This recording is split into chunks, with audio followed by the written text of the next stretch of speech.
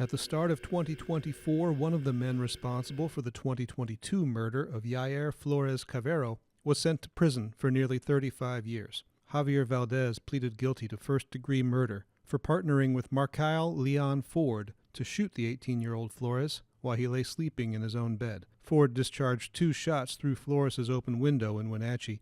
He later pleaded guilty and was sentenced to 23 years. The Numerica Performing Arts Center was left in search of a new director after the departure of J. Woody Lotz, who steered the downtown performance space since 2021. Lotz was instrumental in reopening the PAC for concerts and theatrical shows after the COVID-19 pandemic. The PAC's board of directors launched a comprehensive search for his successor. The theater is currently led by interim director Katie Grove. In a surprise weekend announcement, the Wenatchee School District laid out plans to close Columbia Elementary School, citing declines in enrollment and budget constraints.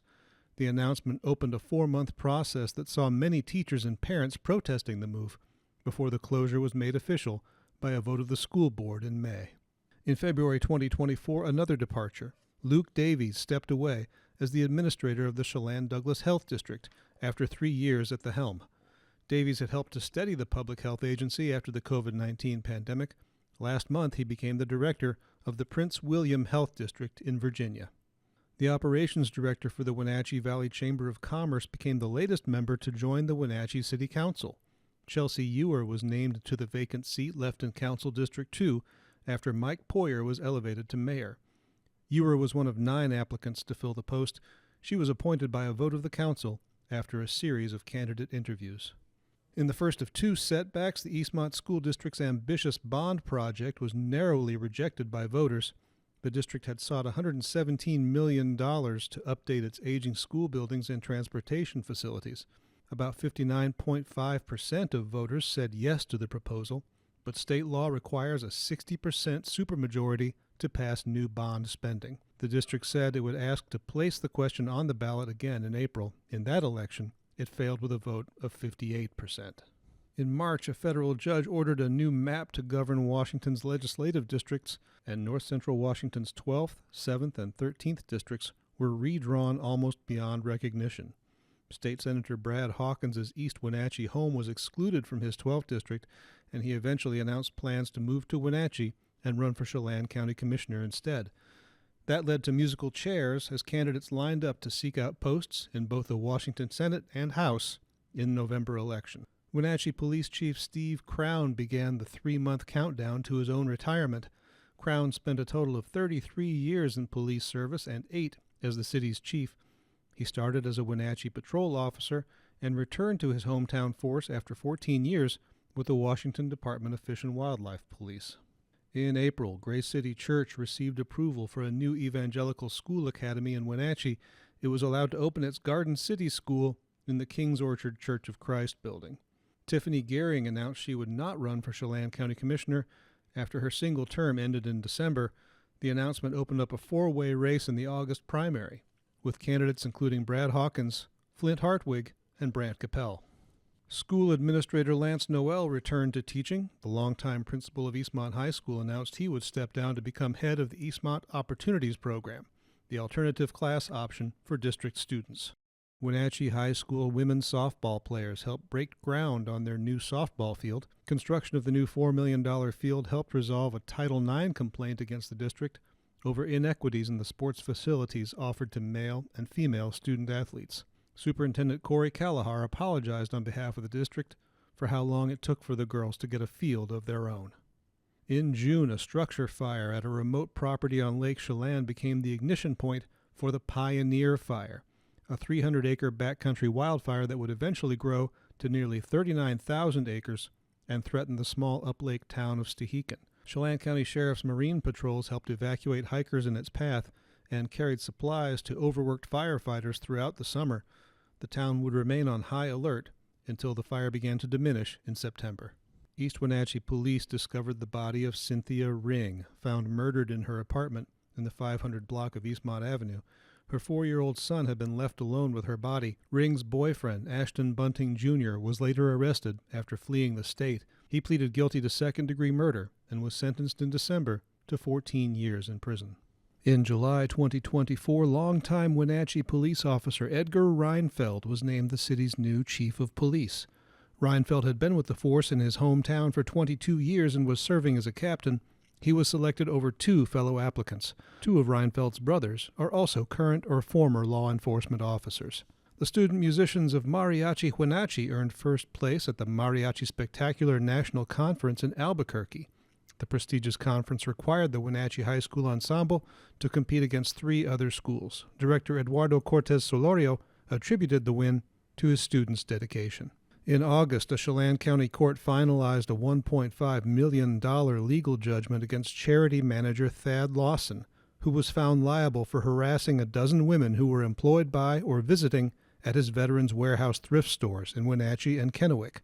Victims testified that Lawson groped and otherwise harassed them, and his nonprofit agency would then fire employees who made complaints. Lawson is now under a court injunction that bars him from supervising female employees in the future.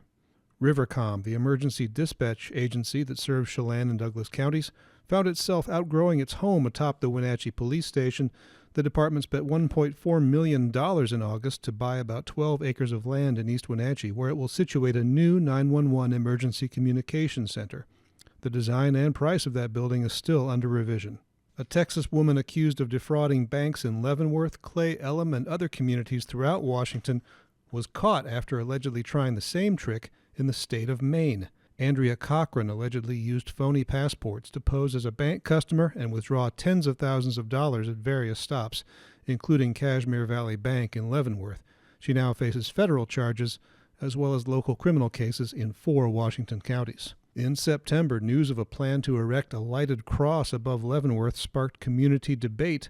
Supporters said the cross would be erected on private mountaintop land and would be similar to the one already posted above the Wenatchee Valley. The project received pushback through an online petition, as well as pleas to the Chelan County Development Office to deny a permit. Ului Teililo, the Rock Island man who bludgeoned his wife Peggy to death in 2018, was finally convicted for the crime after years of delay. A Douglas County jury found him guilty of first-degree murder after a 5-day trial, which included evidence of prior threats and domestic violence toward his wife. The 74-year-old Teililo was sentenced the next month to more than 26 years in prison. A Chelan Douglas Board of Health member was caught on video in an altercation with a Wenatchee YouTuber. El Dope Dog, who often prowls the town with his camera running, recorded Bill Sullivan approaching him and then grabbing for his camera gear.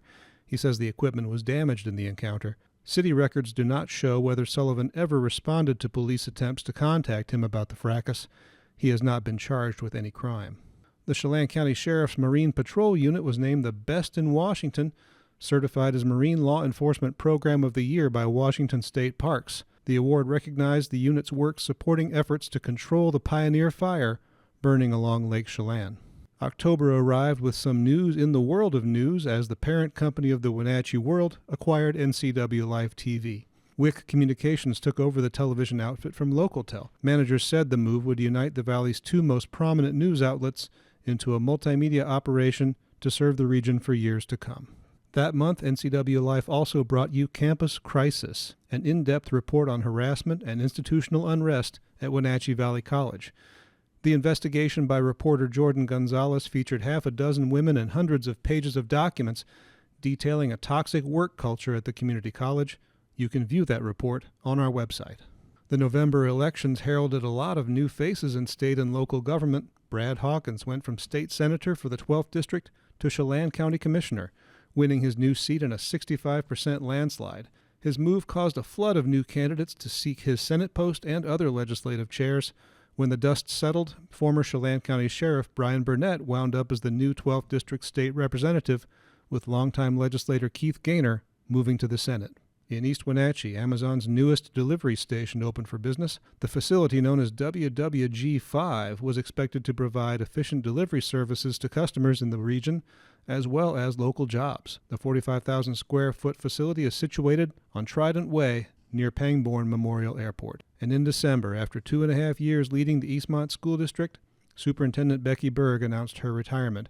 Her efforts at the district included 2 failed attempts to pass a $117 million bond measure to upgrade school facilities. Spencer Taylor was named interim superintendent. Jefferson Robbins, NCWLIFE.